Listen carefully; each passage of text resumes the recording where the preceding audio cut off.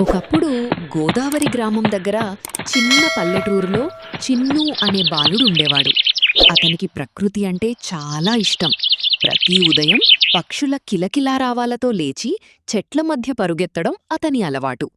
ఒకరోజు గ్రామం పక్కనున్న పాత మామిడి తోటలో అతనొక విచిత్రమైన చిన్న మొక్కను చూశాడు.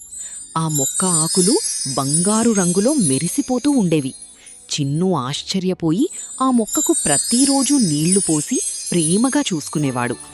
కొన్ని రోజులకు ఆ మొక్క పెద్ద చెట్టుగా మారింది. కాని అది సాధారణ చెట్టు కాదు. రాత్రి పడితే ఆ చెట్టు మీద చిన్న చిన్న వెలుగులు వెలిగేవి. గ్రామంలోని వాళ్ళు భయపడ్డారు. కానీ చిన్ను మాత్రం ధైర్యంగా చెట్టు దగ్గరకు వెళ్ళాడు. అప్పుడు చెట్టు మెల్లగా మాట్లాడింది. నన్ను ప్రేమతో చూసుకున్నది నువ్వే. నీ మంచి మనస్సుకి బహుమతిగా ఈ గ్రామానికి ఎప్పటికీ నీళ్లు మరియు పండ్లు కొరగాకుండా చేస్తాను.